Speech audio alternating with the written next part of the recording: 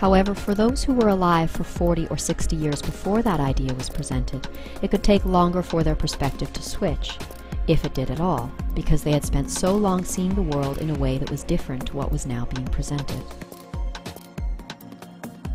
However, that all changed when we moved up to the 8th wave in January 1999, at the same time as the global proliferation of the Internet, for human consciousness then began to expand at an accelerated rate, as any new idea or concept that was created or realized could be immediately learned by anyone around the world, regardless of how young or old they were. And because our perspective of the world was accelerating at a speed relative to the phenomenal global growth of the Internet, many people around that time experienced a sensation of quickening. And though this quickening is perceived by many as a speeding up of time, still others believe that it isn't time that is speeding up, but rather that it is the amount of change and information that we are able to process in that time that is accelerating. Thus, aware of this concept of the quickening of consciousness, let's now look at the 9th step, or wave, which began just recently on March 9th, 2011, 2 days before the earthquake in Japan, at which point consciousness, which was previously shifting every 360 days, is now shifting every 18 days, which it will continue to do until October 28, 2011, when it is said that we will come to the simultaneous completion and full realization of all 9 underworlds at once. Which in other words means that around the end of October, every living thing, which is an individual thought of the collective mind, would somehow come to the simultaneous full realization of every level of creation from the moment of the Big Bang to the completion of the Mayan calendar on October 28th. And here it is thought that the only way that we could come to the simultaneous full realization of every aspect of creation is to become one with it. For no one knows you like you know yourself, and therefore in order to truly know every aspect of creation, some believe that we will be given the opportunity to experience our oneness with everything that has and will ever exist, as if it were ourselves. And it will be through this experience of oneness that we finally realize truly who, what, when, how, and why we really are. This return to one is reflected in the scientific and spiritual teachings around the world, which uniformly agree in the expansion and contraction of the universe, and which also state that everything has come from one, and that to one we shall return. This concept of our return to one is also supported in the focus for learning during our current experience of the 9th wave,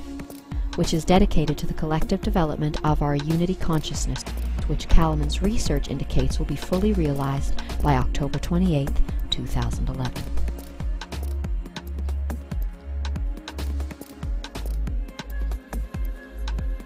Another strong indicator that the world-altering events which so many people are expecting to occur in 2012 could happen before October 28, 2011, has come from our recent understanding of what are known as the Hopi prophecies of the blue and red star Kachinas, and how they relate to the events that are unfolding right now, and which will culminate in the days and months before the end of October 2011. However, before we relate the story of the blue and red star Kachinas, it is imperative that people have an understanding of the changeable nature of prophecy. For not all prophecies exist to tell us what is to be, but rather they tell us what we need to hear in order to inspire us to make changes to our inner being and perspectives that will ultimately assist our spiritual evolution. This is why, in many cases, prophecies such as the Hopi's story of the blue and red Kachinas speak of tragic events, including the collapse of the material world and its systems, and even the ultimate demise of humanity. For it is a fact today that most humans in their obsession for material success and survival do not spare a second thought for their soul or spiritual self until they are faced with death, suffering, and the inevitable collapse of everything they have come to depend on in the material world. Thus we may see that these prophecies exist for the sole purpose of assisting humanity's evolution from a purely material-based consciousness to one of spirit. For it is by hearing these end-time prophecies and by seeing the signs of these prophecies fulfilled in current-day events that one is given the opportunity to fully realize the temporary nature of our physical reality, and thereby be inspired to seek out an understanding of the greater spiritual purpose of our existence. And though many in the world today will ignore these prophecies and stories of destruction because of their fear of contemplating the end of the material world as we know it, what so few people understand is that prophecies can be changed. For if it can be understood that the destructive stories and events detailed in prophecies exist for the sole purpose of encouraging a shift in consciousness, then it may be realized that once the collective mind has made that inner shift, the cataclysmic events that are no longer needed will eventually give way, as the group mind's vibrations are raised to match those of a harmonious new experience of reality, where there will be an entirely new set of lessons to be learned. Meanwhile, those who out of fear choose to deny our spiritual purpose and cling to the material world will be required to experience increasingly more destruction at an intensity that exactly matches that of their attachment to their material-based perspective of existence. For some, it will not be until they've experienced the complete destruction of the planet and all its life that they will finally be inspired to surrender their hate, fear, and pride, and see the spiritual purpose and oneness of everything in existence. Having thus awakened to the spiritual reality of all as one, their soul would then rise to the spirit level, at which point they would join all of the other souls, energies, and entities who have made the same choice to return to one. And here it is essential to realize that our reality is not, nor can it be changed by our fearful efforts of self-will, such as, let's focus our will to stop this from happening. For in any such efforts, the lower limiting vibrations of fear that motivate people to try to control events will create blockages that prevent the free movement of the higher vibrations of divine love, will, and wisdom throughout the body. That said, we may see that through proper attention and an understanding of prophecies such as the Hopi story of the blue and red Kachinas, people are given the opportunity to make a choice that will greatly affect their spiritual evolution. And it is the importance of this choice in our soul's journey that is reinforced by the appearance of the glyph representing the word choice on the Hopi monument known as Prophecy Rock. Thus the choice, which will become increasingly prominent in the days and months approaching October 28, 2011, is: will we choose to cling to our material perspective of existence and live in fear and hate as our physical world crumbles around us? Or will we, like a phoenix rising from the flames, choose with faith and love to see the divine purpose of the decline of our material existence, whose passing will inspire a once material-obsessed humanity to shift to a more spirit-based perspective of existence? For it has been said in another message given to us by the Hopi people that this could be a good time. And for anyone who sees the spiritual purpose of the events that are set to unfold in the next few months, it probably will be. While those who wish to hold on to the old world and its ways might find the next few months extremely challenging. With this understanding of the divine purpose and the changeable nature of prophecy, let us now look at some information that has been surfacing from NASA in the past couple of months, and how it relates very clearly to the Hopi prophecy of the blue and red star Kachinas, thereby indicating that the world-altering events that so many people are expecting might occur in 2012 could happen as early as October 2011. Thus, the Hopi prophecy of the blue and red star Kachinas, which may be read in its entirety at the link below, speaks of 4 celestial bodies that will appear in our skies announcing that we have entered the end times. These 4 bodies are referred to in the prophecies as Pagongahoya and Palangahoya, the guardians of the North and South Poles,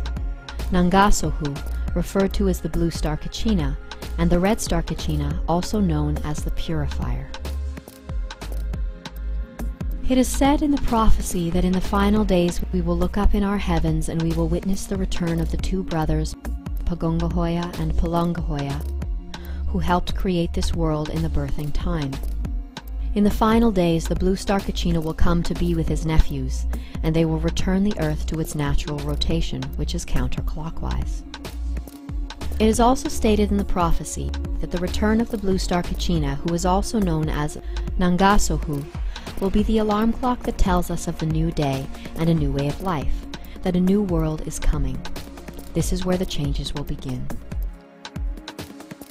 Of extreme interest is the fact that NASA has recently, albeit quietly, released that there are 3 what are presently being called comets heading to Earth right now, all of which will be visible and in very close proximity to the Earth between the dates of August 15th and September 26th, 2011. Though the first body to make its pass will be Comet Honda coming in from the south, and at its closest approach to Earth on August 15th, 2011, of particular note is the body that people are referring to as Comet Elenin, which much research is showing is either a supermassive brown dwarf star or is being followed very closely by one. This conclusion has been derived from the fact that there have been 3 alignments with this comet, the Earth, and at least one other celestial body over the past year and a half, and each alignment has resulted in a major earthquake on Earth. To see the dates of these alignments for yourself, you may visit NASA's Jet Propulsion Laboratory webpage at the link below. Here you will see that the first alignment with Elenin occurred on February 23, 2010, on the same day as the massive earthquake in Chile.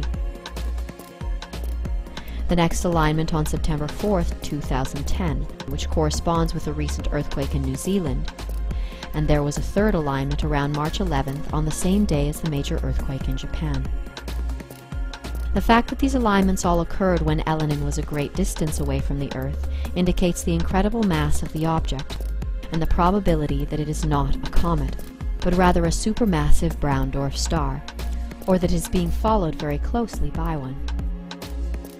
During our last alignment with this object, which was at the same time as the massive earthquake in Japan, Elenin was at a distance of 2.155 astronomical units, roughly 2 times the distance from the Earth to the Sun. And now, we will have our next alignment with this object around September 26, 2011.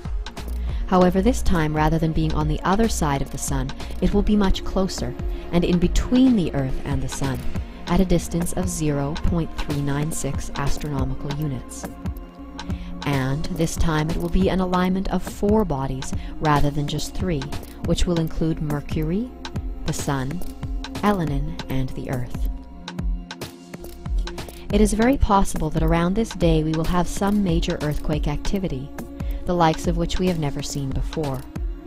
which will be accompanied by the appearance of a third comet in our skies, known as Levy.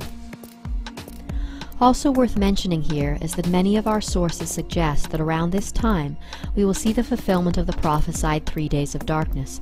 where the light from the sun will be obscured for approximately 3 days, after which time the sun will rise again.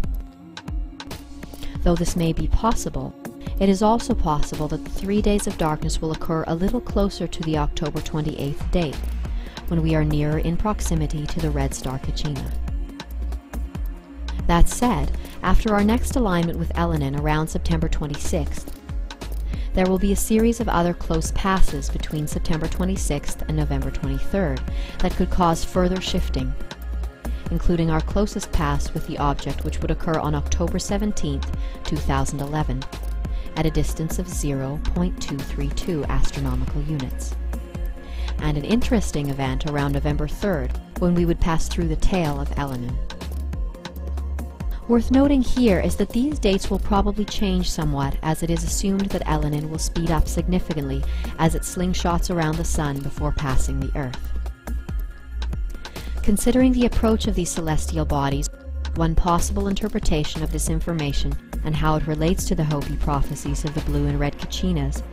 is that Honda and Levy are the nephews referred to in the prophecy as the guardians of the North and the South Poles.